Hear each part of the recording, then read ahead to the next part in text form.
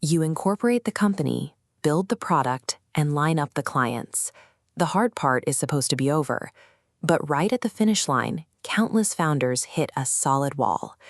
Most founders operate under a very specific assumption.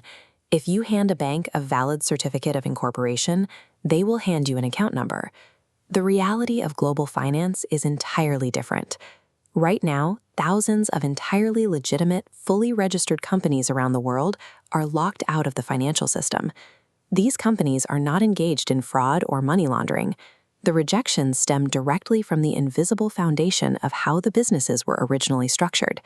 To understand a rejection, we have to look past the paperwork and dissect the company itself. We need to put a typical rejected business on the table and see exactly what killed the deal. Getting a corporate account is never an administrative right. It is a rigorous, unforgiving stress test of a company's structural integrity. Banks operate strictly as mathematical risk management engines. They are completely blind to customer service sentiment or a founder's grand vision for the future. The first piece they examine is your jurisdiction, exactly where your company lives on the map. This map illustrates a common modern startup setup. The company is registered in an offshore tax haven. The development team operates out of an emerging market in Africa, and the revenue comes entirely from clients in the heavily regulated European Union.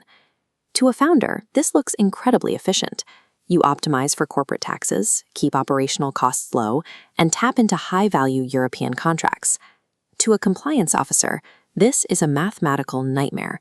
You are dragging them into 3 overlapping, entirely contradictory regulatory zones at the exact same time. Spreading your footprint across conflicting legal systems creates immediate friction. The bank instantly categorizes it as a structural liability. The next failure point lies in the cap table.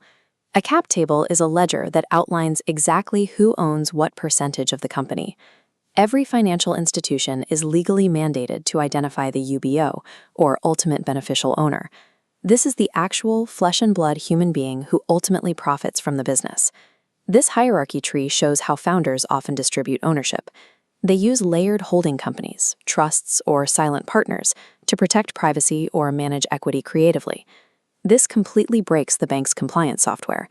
The algorithm needs a straight, undeniable line down to a human name, but instead it gets trapped in an opaque maze of corporate entities owning other corporate entities. If the system cannot immediately locate the human at the bottom of the chain, the process stops. The bank does not pause to ask for clarification. They automatically reject the application. In corporate banking, complexity is never interpreted as a right to privacy. It is interpreted as a deliberate hiding place for risk. The final point of failure is a dangerous mismatch between what a company claims to do and what its operational reality actually looks like.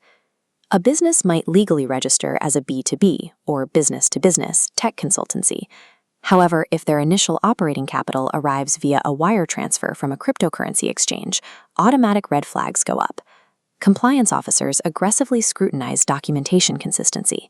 They pull up the company's public-facing website and directly compare the marketing copy against the strict parameters of the legal incorporation filings.